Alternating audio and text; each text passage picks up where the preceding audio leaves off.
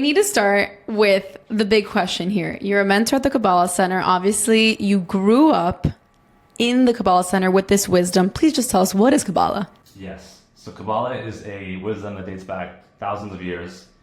Every form of religion was taken initially from that source and then derived its own interpretation.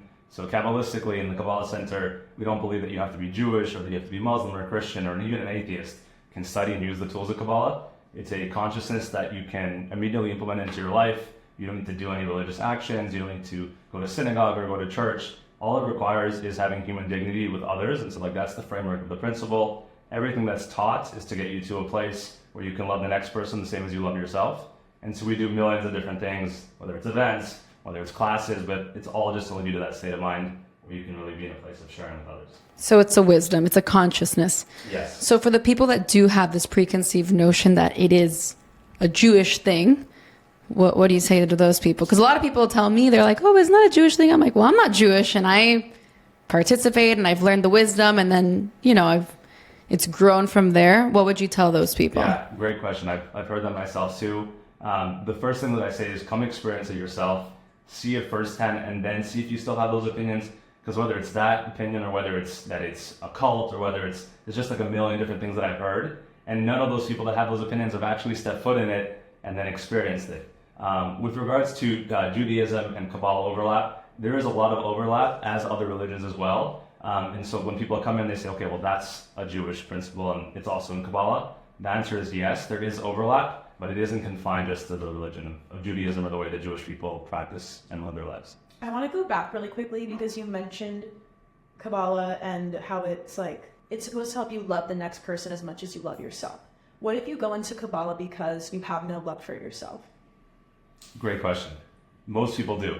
I don't know anybody that's come in and they're like, I just want to love everybody else a lot more than I do. Right. It's easier to give love than to give it to yourself first. Completely. So the first principle of Kabbalah, and you learn this in Kabbalah 1, is in order to share with others, you first need to be complete with yourself.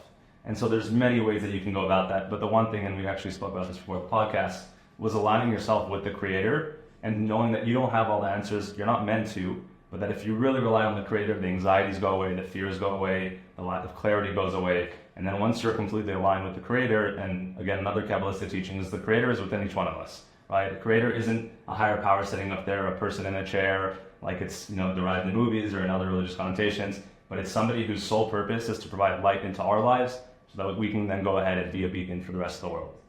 So yes, I don't think it's possible without being whole in yourself, but thankfully with the tools, you can get to that place and then start to branch out and share with others. So how has growing up with this wisdom specifically to you, how has that changed your life? Wow. So I'll, in many ways, that's the short answer. I mentioned this to you early on. When I was a lot younger, I actually pushed Kabbalah away initially, right? I think anybody that grows up in a confine, especially when their parents are very influential, you want nothing to do with it. And so for many years I did that. I went to high school, I went to college. I was actually ashamed of it. So I would even Why were you ashamed of it? Why was I ashamed of it? It's a great question. I think that I'm a skeptic by nature. And so I think that I said, because I didn't have a choice to choose this path of spirituality, it must be a fraud. It must be a phony. Why? I'm only in this because my parents are doing it. If I had a choice, I probably wouldn't be doing it. And so I just didn't, I don't think I believed in it. I thought this was a scam. I thought it was just just a way of making money. And so I believed that, and now that's how I communicated with people. But then fast forward a couple of years, after all of this kind of shame and hiding it, and even my friends would bring it up and speak badly. And I think I even spoke badly about it with them too, which is crazy to think about. Wow. Yeah. And then years went by, and I think I was in college, it was my third or fourth year there, and I was just gutted. I was so empty, I was depressed. I think I was even having panic attacks, which I'd never had. It was like a 2-week cycle of very frequently, and I was so scared because I didn't even know that was a thing. Like, I guess growing up in spirituality, you don't really talk about those type of things. And so I'm like, this just isn't working. Like, this is horrible. From the outside, my life looked great. Like, I was super cool, I was popular, people liked me, but internally, it was a disaster. And I remember it was one day that I was coming back from a snowboarding trip with a good friend. I called my dad and I'm like, I feel horrible. My life is empty and I don't really believe that this path will help me. But if I was open to coming and studying Kabbalah, what's the first thing that I can do? And that's when this kind of journey started, going back to Kabbalah. And of course, my dad said, just start sharing with others. That was the first thing that he told me to do. I was thinking of some deep wisdom or secret that he would share with me. He's like, just go start sharing. You're always looking about yourself. You're always taking. and that's why you're experiencing anxiety, that's why you're having panic attacks. Get out of your own movie, and then your own problems become a bit smaller and more mitigated. Wow. So sharing with others practically, what does that look like? Yeah, it can be as simple as calling a friend on the phone and checking in on how they're doing. It can be going and volunteering somewhere. It can be just being kind to people. I think that's, for me, that's like the easiest way to do it. Unfortunately, I think most people aren't externally kind. I think internally they are. They just experience a lot of pain, and so when they, communicate with other people, it comes off in a negative way and, with a lot of hate. And so I think even just being like nice to the person at the drive-thru, being nice to the person at a red light, like all those little forms of communication, I think, and I know, make the world a better place and also make you happier internally. I love that you said you were a skeptic, because I feel like a lot of people, when you tell them that you go to the Kabbalah Centre, or even that you're like in spirituality, now I think people are more open to spirituality, but it's really interesting that even you growing up with all this, you were a skeptic, but then you really realize like, this isn't working for my life, so let me try to like see the flip side, and then you really got into it. What are some Kabbalistic principles that can create this higher alignment with the Creator? Yeah, great question. So the first and foremost is restriction, and I talk about this often in communication with friends. It's not what I expected you to say. Interesting. Yeah. Really? Yes, on social media, I think it's a word that is often misinterpreted, misunderstood. People often associate the word restriction with suppression, right? You can't do these things, you shouldn't do these things. And I think that's where religion kind of goes astray in that degree, where it's like you just need to confine yourselves to limited pleasures of life, be very religious, and lock yourself in a room. Kabbalah is very different in that nature. Restriction is that you can have everything that you desire, you just need to create sort of a funnel before you manifest it. And so whether it's your desire for a relationship, whether it's your desire for a business, even drinking, even smoking or gambling or any of these things that are negative, so to speak, with restriction, you are creating that vessel to then go ahead and pursue those things. And so on a really practical level, I talk about this often, right? Everybody has a desire for certain things.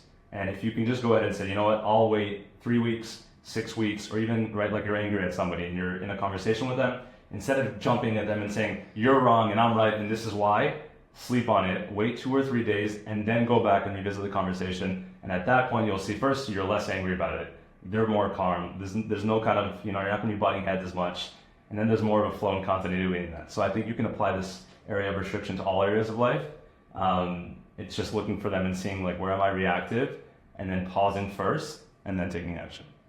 I really like that. I think in this day and age, it's so hard and can be so misconstrued, because let's say you're texting with somebody and get into an argument with them, and like you're saying, instead of going off on them and reacting out of anger, you're like, okay, I'm going to take a deep breath and not respond for a few days. But then in their head, they're like, they're not responding to me. Right. That means they're more angry at me and they're never going to speak to me again. Or maybe that's just like the story I make up in my head. But I think it's easy for that to be the story. Right. And that's a great point you brought up too, and it's connected. Kabbalah always talks about caring what other people think is probably the biggest detriment to our own level of happiness. Say that again. Say it louder. Yeah. Exactly. And it's the biggest detriment to our own level of happiness, but also what we manifest in this world. We're so focused, everybody, myself included, what this person thinks, what they're going to say if I do this. As soon as, I know you guys know because you're doing a podcast that takes a certain level of getting out of your comfort zone. Once you start to care less and less what people think about you, everything works out. And the byproduct of what happens too is that people actually like you more, because you've broken your fears, you put yourself out there, and that's when you internally desire, right? And then anyways manifest once you're willing to let go of it. And so that's just another form of restriction, but it's a great point that you brought up. I love what you said. I think in my head, as somebody who is like a natural people pleaser, if I'm not like doing what everyone wants immediately, I feel like they're going to think I'm a bad person or a bad friend, but I'm completely depleting myself of all my energy, and therefore I couldn't be a good friend anyway. But that's like just a narrative that I come up with. It's like, oh, if I'm not giving this person what they want immediately, then they're going to think I'm a bad person. And in reality, like, of course, I should be putting myself first. Right. And they may think that, right? I think that's probably the challenging part, maybe for people listening and even for us, is that people actually do judge you. People actually think, they do talk badly about you. Like, all these thoughts that we make up in our mind actually manifest. And then not caring in spite of that is where the word comes in. But yeah, that's a great point. So how have you, we know you grew up with this wisdom and your parents do this.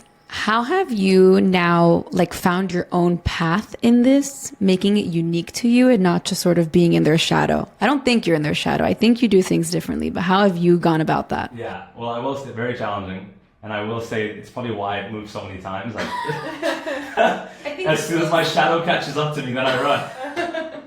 I think this goes for anyone truly who like, you know, works with their parent, and a lot of people do. So that's why I want to hear from you what you think. Totally. It's something that's been challenging my entire life, especially as an Aquarius. Aquarius like to create their She's own. an Aquarius. Wow, January 27th.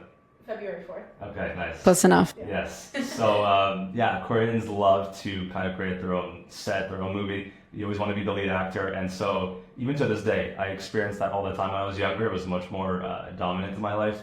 I would kind of hide in the background of any center that I went to. My dad would be on the stage. I wouldn't want to be anywhere near him. And it was like this whole kind of younger thought process. And then I got to a place where I said, I still care, but I have so much desire and so much intention to want to share this wisdom with the world that even if I feel like this makes me small, even if I feel like I'm the second best, it doesn't matter because my desire to give back and to share was so great.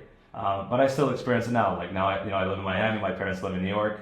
Whenever I go there and visit, my lack comes up. I feel a bit diminished. I feel smaller. My insecurities come up. So I haven't overcome it yet, but it's a work in progress. It's really nice that you said it doesn't matter because your goal anyways is to share. Is that how you are in all aspects of your life? I aspire. Or is it way. just like that when we're talking Kabbalah, mentoring, being a teacher? Yeah, I definitely aspire to be that way. It's more challenging in business. It's more challenging in relationships. But one thing that I've been really cognizant on the last couple of years is if I'm going to be a certain way in front of the public eye and when I'm teaching, when I'm sharing with others, I can't go ahead and be like an a-hole somewhere else, like they have to be aligned, so I'm working on that. I think I'm better at it now. But yeah, the principles of Kabbalah are meant to be universal. It's not confined to when you're sharing with others. It can be correlated in your business. It can be correlated in your relationship. So yeah, absolutely. So who do you think Kabbalah is for? Everybody. Any age? Any age, yeah. Love that. I think that you can water it down to any level, whether you're like 2 years old or 5 years old or 7 years old. The way you raise your kids, I think it can be applied to that. When your kids are in school, right? Bullying is not a Kabbalistic thing. And so, right, even just teaching them at a young age, like be kind to others and don't speak badly about your friends and don't make them embarrassed. Like those are basic principles that do stem from the spiritual wisdom of Kabbalah. No, I love that. And you love to share so much that you also started your podcast, the Success Series, where you've already interviewed so many amazing people like Marla Maples, David Berg, me. Yes, this was an honorary guest. We're trying to trump you. It's been hard to find somebody on the same caliber. So. You can interview me. That's right. Oh, damn, that's a close one. I don't want to create tension here. Never. Why did you decide to start a podcast now? Besides your teachings, you have your actual career, your business, which we'll get into in a little bit. Why did you decide to start a podcast? Yeah, well, I will have to give credit first to my co-host, Michael Konowski, who actually had the idea for this initially and inspired me to go forward with it. It's always been a desire of mine early on, but I don't think without him I would have manifested it. And then it's really funny, actually. The first episode we recorded, I was like, let's see where this goes. I had no intention of doing a second episode or a third episode. You just wanted to go and do it one? I just wanted to do Why one. did you want to do just one? I had so much anxiety and fear about getting in front of a camera with somebody else and just having a not natural conversation and trying to make it look natural. Is this natural? This is, after after you do they say 30 days of doing something, it becomes a habit. But I was just like, I have to break this fear. And so I did it for that reason alone. I really like that. You did it to get out of your comfort zone. You did it to get out of your fear. Yes. We should start doing that, Kati. And imagine that he walked in here before, offline, we were chatting, and we're like, oh, do you prepare? And he's like, no. No. And so you were so fearful and skeptic, might I add, prior to starting your own podcast, and now you just show up and you're like, I'm ready. Yeah, it's crazy. And I think that's a lesson for myself and for life. It's just, as soon as you do something once that you're so afraid of, it's never as bad as you can imagine in your mind. It's always, maybe even if the fear manifests, it's never as bad as you thought it would be. But anyways, to jump back to the podcast, so we did one. The guests had a great time. I had so much fun with it. And we did another one. And then now people are messaging us and people are loving it. And it's so much fun. So it goes back to your desire to share. At the end of the day, you're sharing in literally every aspect of your life. What were you going to say? I was going to say, so were you fearful of what others were going to think? Is that where the fear and anxiety stemmed from? Big time. Yeah. That was what my friends were gonna think first and foremost. Which still is, it's so weird actually. I don't know if you guys experience this too, but when you're with people that you know really intimately, I'm actually more afraid of what they think. Totally. Than some random person? Yeah. Right? Like I can speak in front of 1,000 people that I don't know, and then if my closest friend, who loves me more than anybody, is sitting there, I'm like, this guy, like he's for sure judging everything that I say, you know what I mean? So I feel the same way. I remember when we first started, I was like, are my like close friends gonna think I'm a weirdo for doing this? Right. Which, sorry guys, I know you don't. No, but even when then you start to do it, then it's like people already start to see you like, oh yeah, they have a podcast. And then it's like it already grows this thing around it. And you're like, wow, that made like no sense. But in my mind, that funny made that kind of understood you, even though maybe the audience didn't. Exactly, because then after it's like, then they're like, oh yeah, David has this amazing podcast. Like, duh, you know, it's like an obvious thing now that they already got used to. But before it's like we were so worried what they think. But it's just weird in the beginning, and then it's like normal. It's like that. It's like it's doing anything. You just have to do it initially. Everybody will hate you, and then, or they'll judge you, and then they'll come back and be like, this is unbelievable. How did you do that? It's like, you told me not to do this. You know what I mean? Yeah, I mean, obviously you've climbed this like obstacle, but I didn't share with you, and I wanted to, and I'll share with both of you. I saw this girl post something like, it came up on my reels, and the caption just said, why do you post like you have a big following? And her response was, I post to act like the person I want to become. Beautiful. And I thought that was just so amazing. It's like a 15-year-old girl, and I was like, that's so cute. Yeah. To say, like, oh wow, yeah. And it just like it made me react in a certain way. And I was like, okay, I'm doing the right thing. Like, it doesn't matter what people. Because I guess if you're posting like if you're small, then you're just gonna stay small. You're gonna track small. But if you already act like you're there, like you have your audience or whatever, then you'll get there. Yeah, Bezos says the person that does more work than they're paid for will eventually be paid for more than they work. How do you think Kabbalah can propel somebody's business or entrepreneurial journey to help them rise to the top of their game? I guess spirituality in general. Spirituality in general. Yeah. Great question.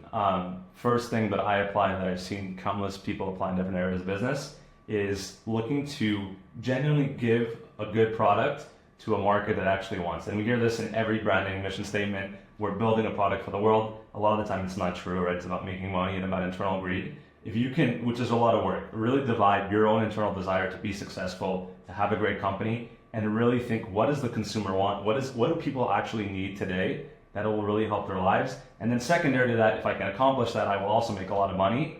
Then you're actually building a great product that people will buy. You're no longer a salesperson that's trying to, shove product down people's throats. You're actually giving them what they're asking for.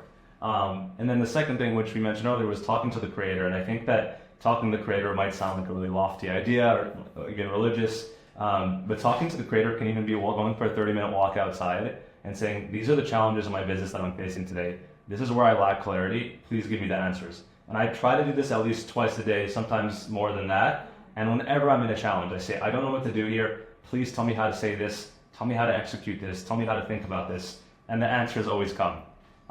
And I think if you have the answers in business, there's no doubt you will be successful, right? Most businesses probably fail because they don't know, they make their own decisions, or you don't know what to do in certain places.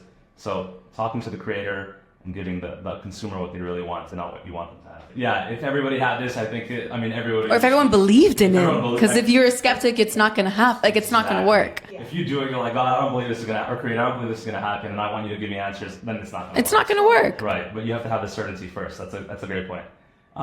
Sometimes they come instantaneously. Sometimes they don't. Sometimes it takes a day or 2 days or even a week, but they always come.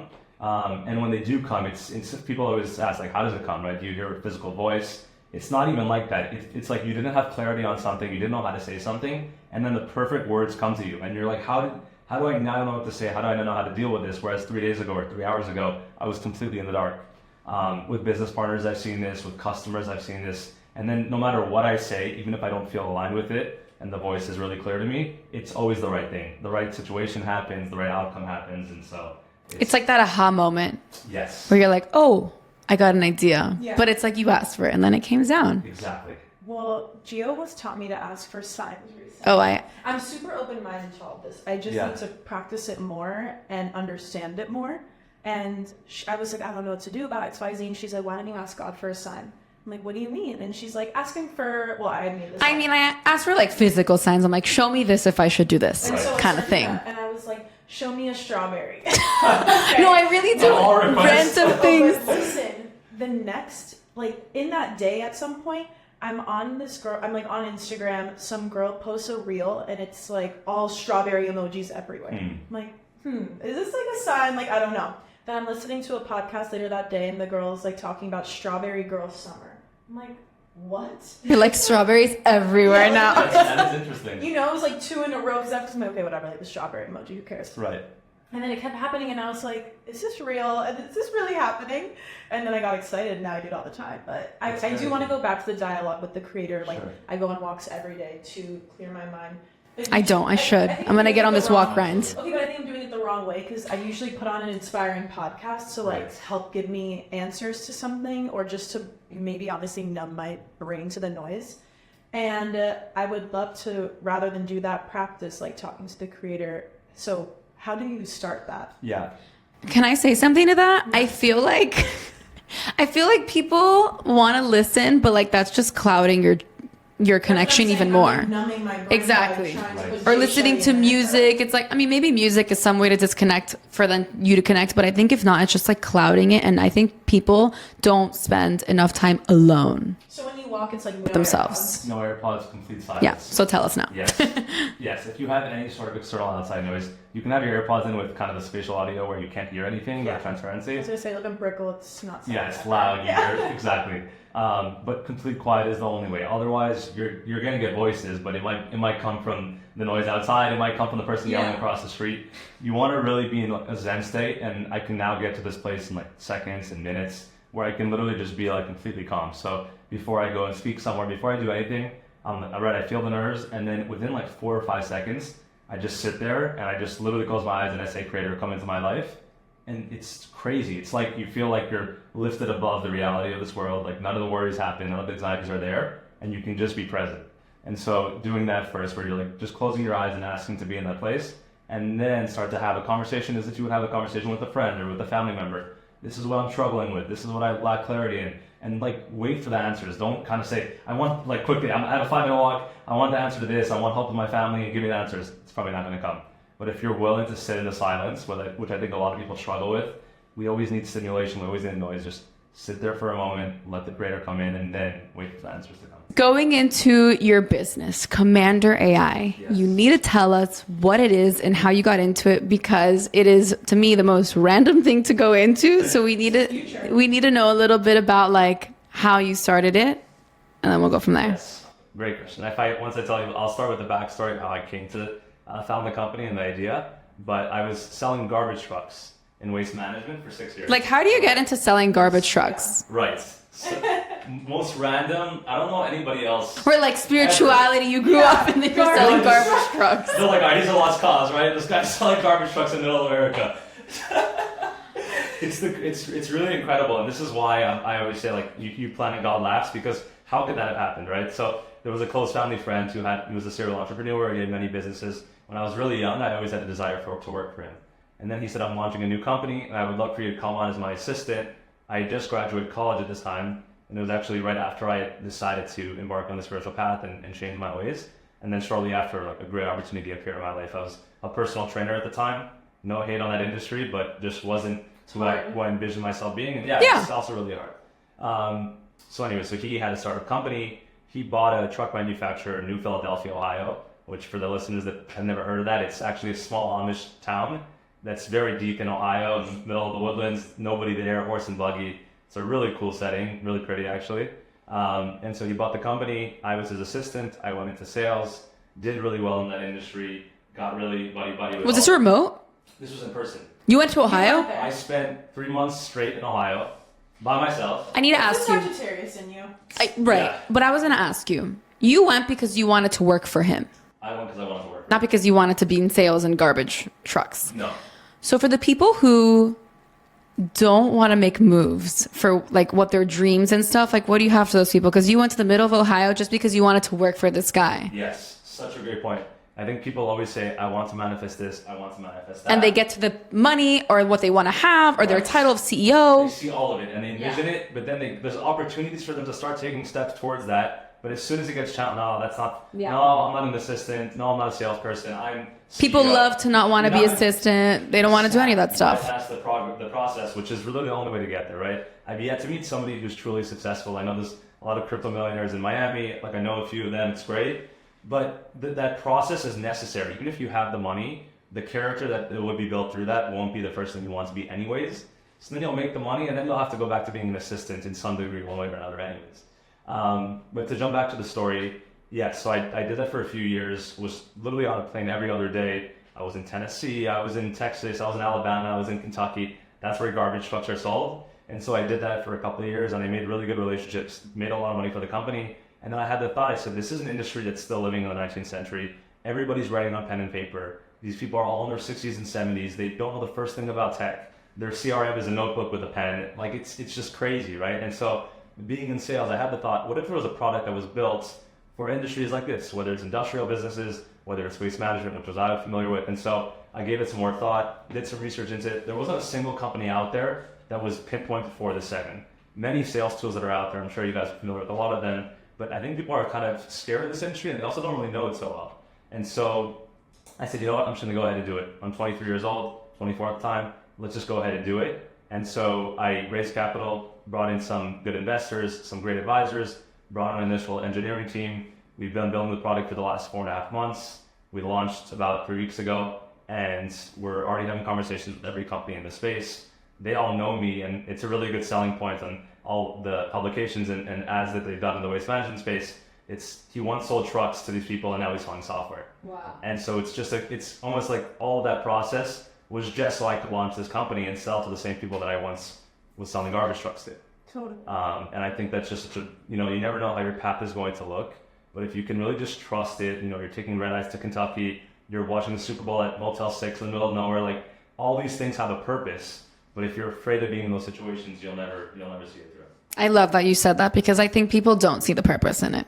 Or they don't want to be in those situations, but it's so true. Even if it's just to build character, like it's part of the journey. You have to do it, and also one thing leads to the next, and one door opens another. Like like you would have never had your own company, and like acted as a true entrepreneur had you not just taken this opportunity. Yeah, and I think a lot of successful entrepreneurs that we've spoken to, it's the same idea where you have to do all those things in order to also know how it's supposed to go so that nobody can bullshit you when they're in that position as well. So there's a purpose to every little thing in life, exactly like what you're saying, and I think it's really important that you highlight that in building your business. Yeah. Business question. Yeah. What is your advice to people who want to go raise capital for their company? Yeah, and a follow-up to that. How do you pick a trustworthy investor? Like you're giving up your own equity to this person. They have to be like somebody, it has to be kind of like a ride or die situation, I think. So yeah, I'll address that question first, and then I'll go there. First, it ties back to the first thing we said. You have to be willing to do the hard work, and you have to be okay with being very uncomfortable, embarrassed, humiliated, told your idea is horrible, told you have no shot at being a CEO, told you're not qualified for this, not only by people, but by people that are the best in the world. So it's not like you're talking to your friends at lunch and saying, hey, what do you guys think? And they're like, yeah. You're like, all right, dude, go sell your shoes. It's like you're talking to people that have built multi-billion-dollar businesses, that have invested in many businesses that have been successful and know a lot more than you do with a lot more experience. And you still have to leave that room after 30 people tell you no and still believe that your idea is great and that you're the one to manifest it. So how do you keep believing that your idea is great? Is it you? Wait, we keep asking him questions. I know, but I'm sorry. Yeah.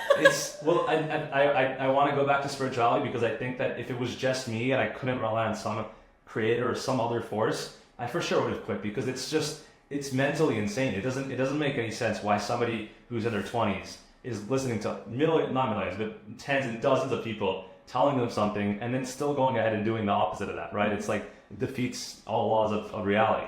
But then on a physical level, I think I got really comfortable with rejection, being in sales in an industry that I didn't know anything about. I was humiliated many times, right? All these guys are, veterans in the space. I was a 20-year-old kid coming in and selling them a garbage truck. They would ask me like, what's this wire over there? And I would just kind of make something up and they're like, all right, this guy has no idea what he's talking about. But then to go back to raising money, I think you have to be really persistent.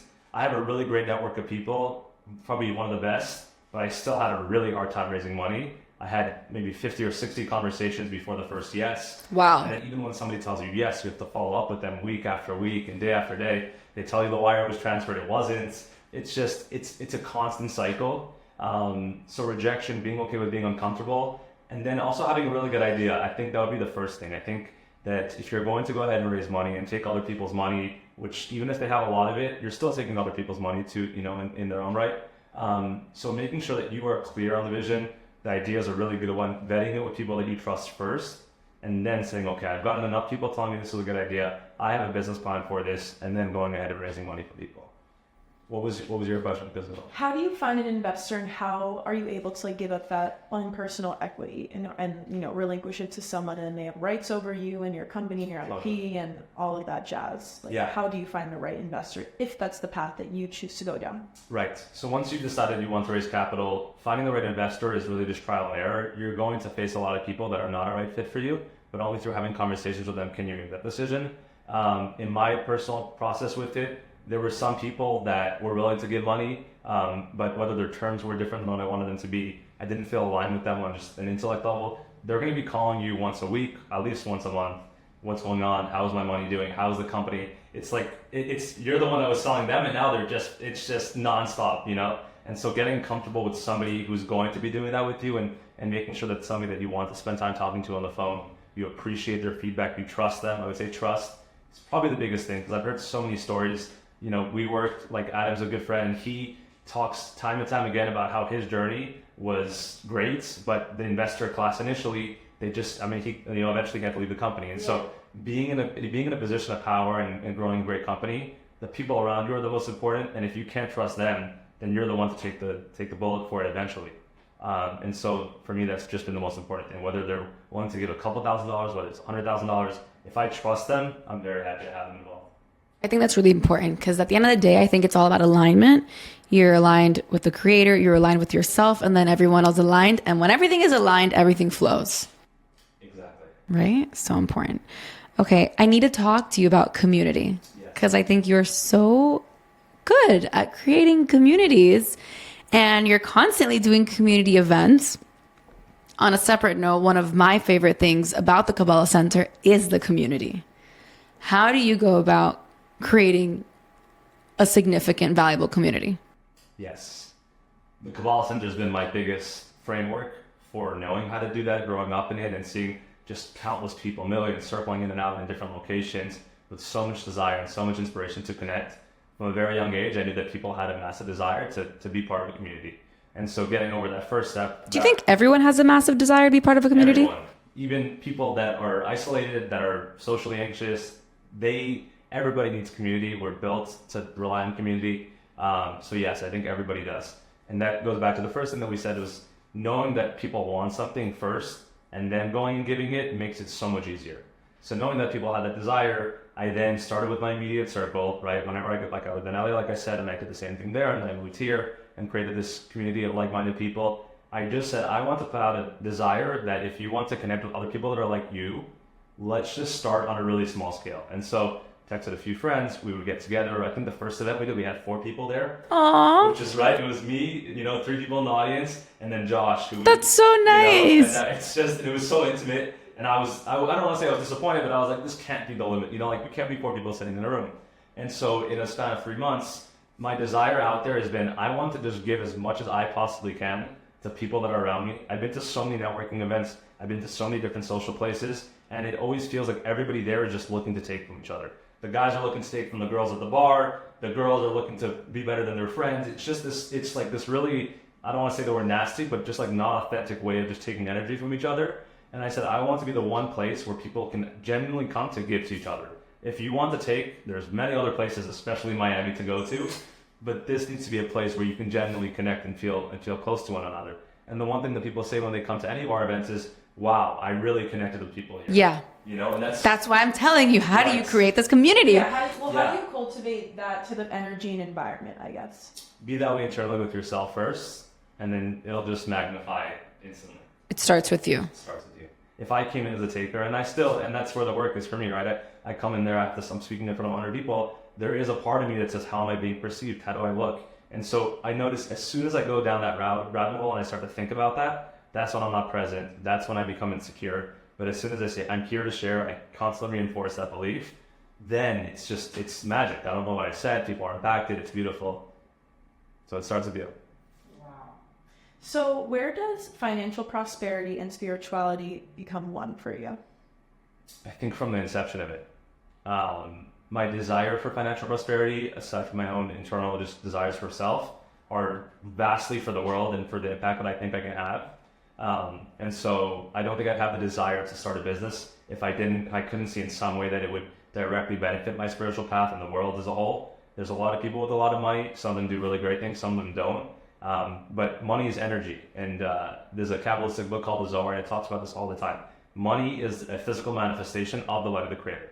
It's why everybody chases it. It's why it's the one thing that causes divorces, causes hatred, causes pain, also a lot of blessings, because it just has so much energy. And if you can manifest it and handle it properly, then you burn it, right? Lottery winners go broke. There's just so many stories to it.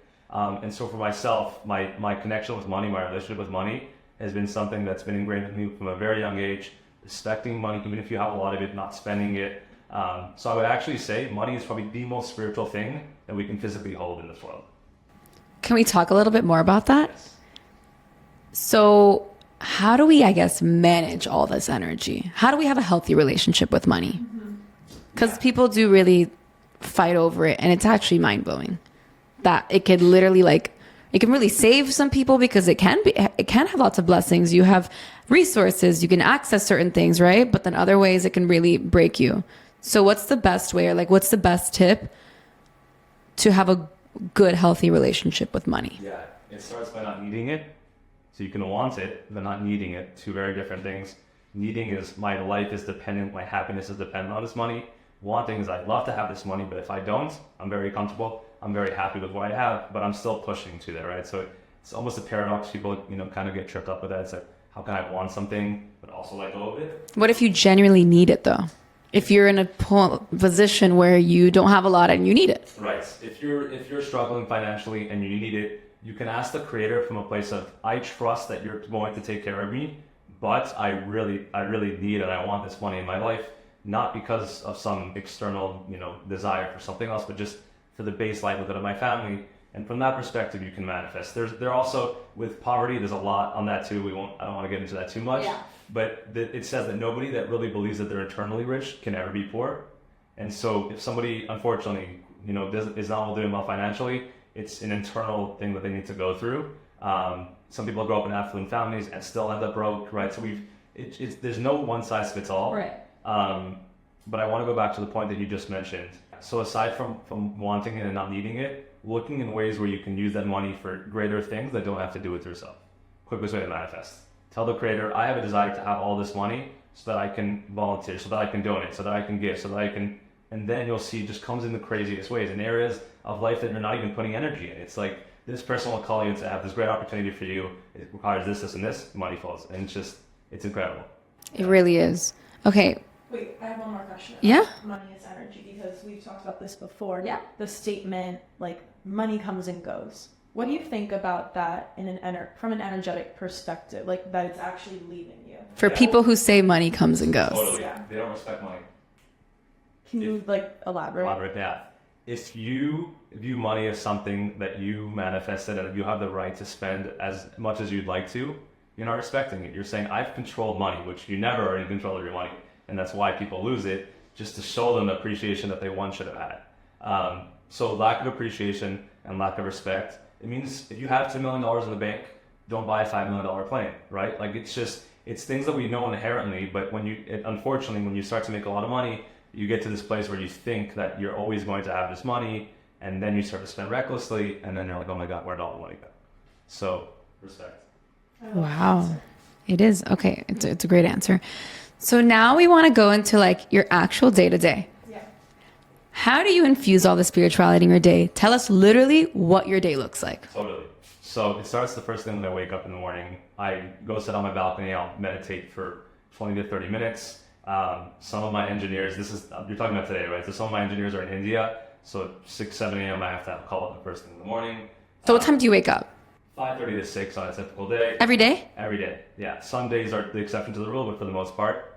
And then at around 7 o'clock, I go pray. So I pray every single day. It's my time to talk to the Creator, to really manifest and set my intentions for the day. And then I created a chat where I share wisdom on a daily basis. And so I'll study from what's called the Zohar, and I'll read different paragraphs, find something that was inspiring to me, and then share it with the group. And it's beautiful. It's, people from all around the world, and I'll kind of just ask for a message and then put it in the chat every day. I saw it this morning. How Yes. would be in the chat? Well, absolutely add you. You can add her, I think. Yeah. And so then it's around 8 a.m. At this point, I'm dialed into my company, Commander AI, from around 8 to 2 p.m. What I've seen is best, and I think for most people, but for myself definitely, is time blocking your day, right? If you are like, I have to just work today, you're going to waste so much time. You're going to spend time on social media. You're not going to be dialed in. So at around 1 p.m., I try to take a break. I'll go work out. That's when I'll go for a walk, and I'll just kind of detach from that. Then I'll spend an hour or two studying some form of spirituality, whether it's Kabbalah.com and watching a lecture, reading a book, listening to something inspiring, just to get my mind out of the 1% reality, which is my business and my day to day. And then I'll go back to my work for around 3-4 more hours. And every single day at the end of that, so usually it's around 5-6 p.m., I'll try to think, who can I go and give energy to somewhere in the world? Who's a friend that I haven't reached out to? Who is somebody that I feel internally is struggling? And it's really cool, actually, when you start to ask for that, I actually receive people that are like, this is the person that I should reach out to today. And I reach out to them and Wow. I'm like, wow, this is exactly the message that I needed to hear today. And then now, thankfully, as you guys know, I try to do events, once or twice a month, sometimes more frequently. The success series, the podcast.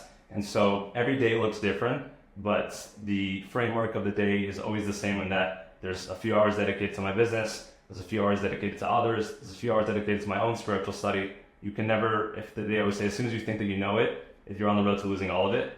And so I'm always thinking, okay, how can I get better in this area? How can I improve there? And then the Success Series podcast, which is really the most fun part of my day. I get to connect with different people. I get to go into their journey of life. So I try to do 1 or 2 of those, at the end of every day. And yeah, that's kind of it in a nutshell. I travel a lot too. So I'm on a plane probably every other week. And I love traveling. So. Love that. You pretty much start your day sharing and you end your day sharing. Yeah. I want to take that into my life. I want to do that. Yeah. I'm going to start, I don't know, posting on Instagram, some sort of quote or I don't know, something to give back, like something to, like purely from the perspective of putting something out there to share. Right. Not wanting anything. That's really beautiful. And then calling someone or something like that, it's like such a nice way to start and end your day. How important is it, like the discipline of having to do your prayers in the morning? Oh, it's everything. You have to do it. You have to do it. For the last 4 or 5 years, I every single day just dialed into that routine. I was even waking up at 4:30 a.m. for a period of time when I was traveling a lot in my last company. But starting the day in the morning with that is the only way that I'm able to maintain a good state of mind. Some mornings I wake up, I don't feel great, right? It's not like every morning I wake up and I feel amazing. The doubts still come in, the lot comes in. But as soon as I make that prayer and I do that connection, it goes away. And I'm able to be just completely present for the next 7-8 hours in the day.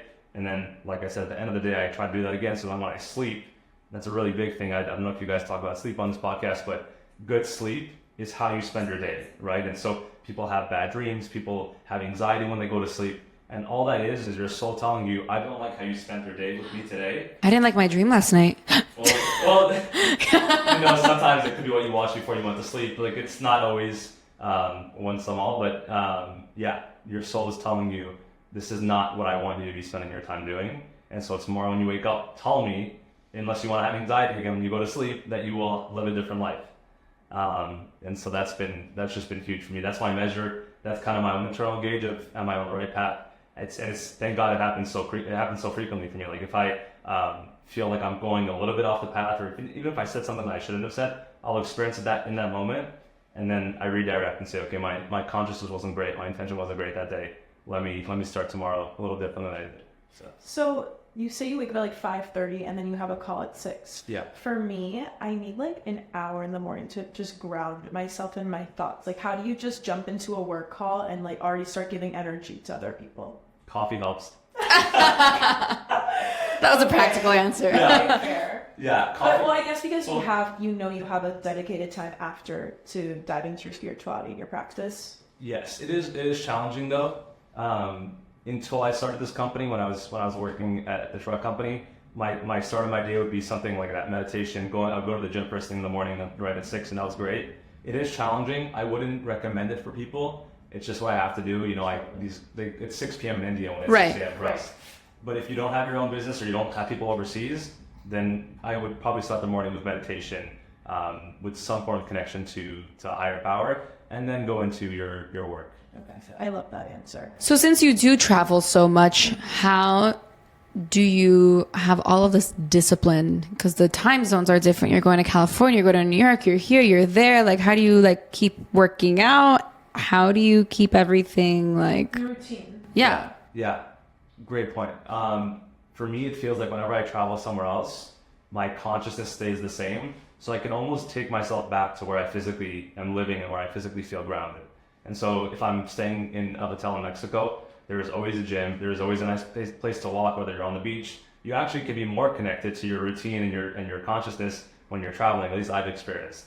And then the other thing I would say on that is I always hear, I don't have the time to do this, I don't have the time to do that. The busiest people have the most amount of time, and that just goes back to time blocking. If you're going on a boat with your family at 2 p.m. in Greece, then get all these things that you do on a daily basis done in the morning, right? Wake up a couple hours earlier, don't have 3 cocktails the night before. Like, it's just, you can always do it. It's just, I would say being disciplined comes down to what is your desire. And when your desire aligns with what you want to manifest, then it becomes really easy. It's just that it's so easy to just not do it. It's just so easy to be like, I don't have time, I don't do it, like, But then whatever. You have to like choose your heart, because it's harder to not do it, because then in 3 months you feel like shit again and you have to start all over. And that's harder than just continuing the practice as Yeah. you travel. That's where I'm at, you guys. I need to start having Nice. more time in the morning. Yeah. What time do you start your day? 11? 7:30? Okay, that's not bad. No, I don't start late. Like 10 a.m. No. That's pause. I was like, oh, she wakes up like right now. Like, No. What I need to is just like really have that moment for myself to have the connection Right. with myself, the universe. That's what I need. Like, Just jump. Yeah, that's and that's what I do. I jump right into it. I think I need time to actually like connect, right. because then I'm doing, giving from like a work perspective, but not like a connected perspective during my day. So I'm aware of it.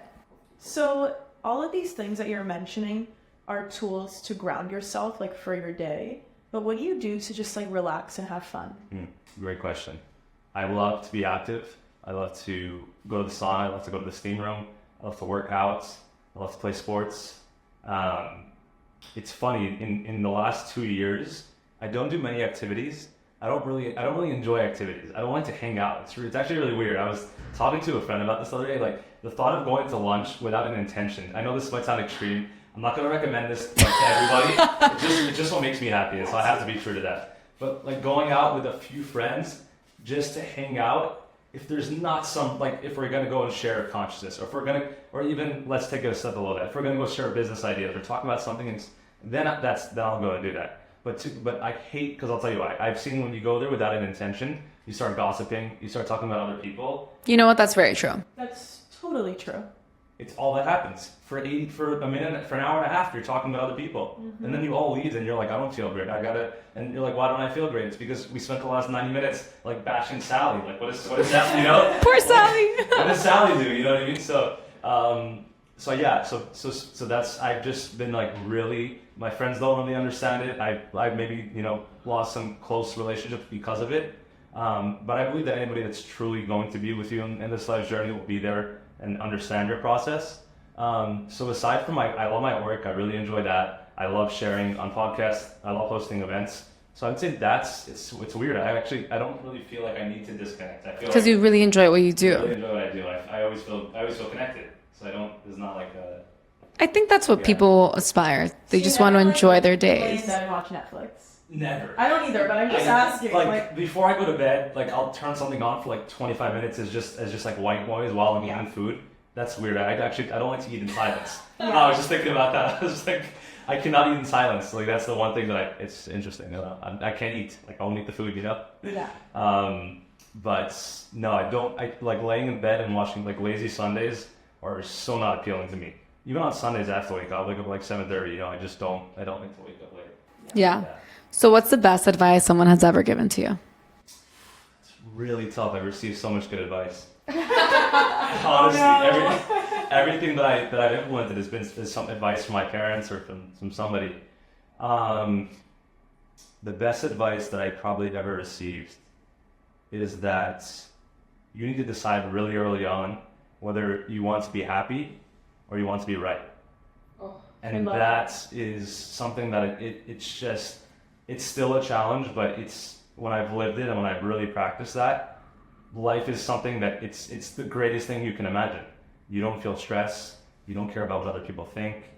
You're just living in the state of flow where things are perfect, things are manifesting. You really feel like if you feel godly in a really spiritual way, not that you're better than others, but that you have such a complete understanding of life and who you are, that you're enjoying every moment and every second of life, and you never want to go away. Wow.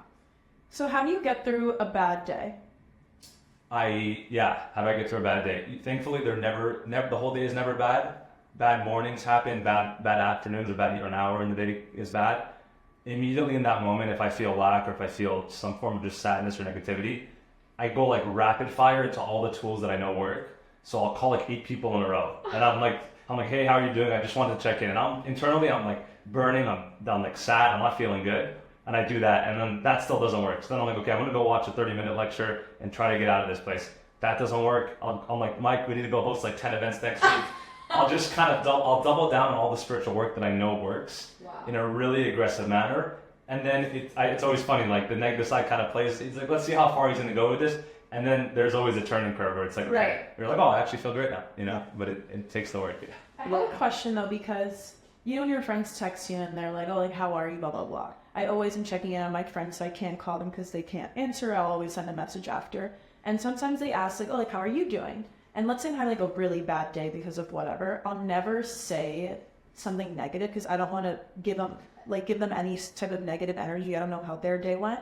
But then I'm like, am I not being like truthful to myself or to my friends? Like, what is that line? Yeah. And how should someone react? Like, how should I be responding? Yeah, I think it's again back to your consciousness. Are you sharing it with them because you want their support and helping you with your process? Are you sharing it with them because you're hoping that they're experiencing also some darkness and therefore you can be aligned with them on that and feel better about yourself? So I think it's a question you ask yourself. Do I just want their help and kind of guiding me through the situation? And even if they told me that the best thing just happened to them, I can still genuinely be happy for them. If the answer is yes, then by all means, I think. Okay. So what's next for David Berg? What's next? I'm open to anything. On a practical level, I want to triple down on all the things that I'm currently manifesting and expand way beyond that. I want to be completely fearless.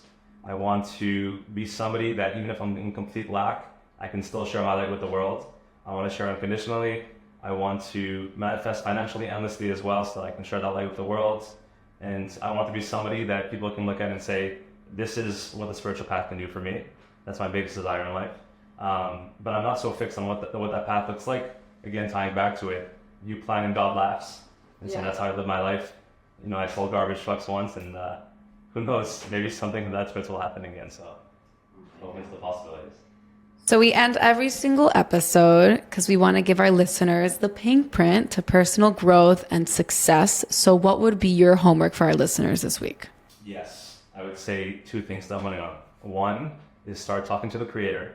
And so for anybody that's listening, super simple. Spend 5 minutes a day. It doesn't need to be on a walk. Sit outside in the sun, or if you live in New York, sit under your balcony and just talk to the creator about a conversation like you'd have a conversation with a family member and see what happens.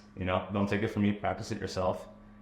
The second thing that I would say is if you have a really strong desire for anything, whether it's a relationship, in your business, in your personal life, be willing to let go of that. And what that means is instead of obsessing over that thought, try saying, okay, if this doesn't happen, if this doesn't manifest, I can still be happy with that.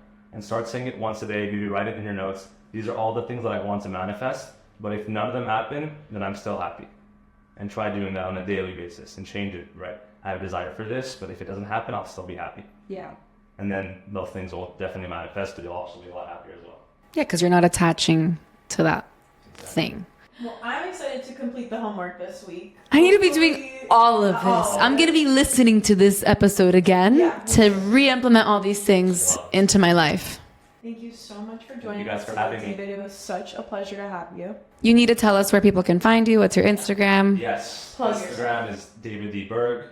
We also have an Instagram for the Success Series. It's the Success Series. SuccessSeries.com, Apple Podcasts, Spotify, YouTube, the whole thing. If you are in sales Then my company, CommanderAI.com, we're onboarding customers now, so check us out.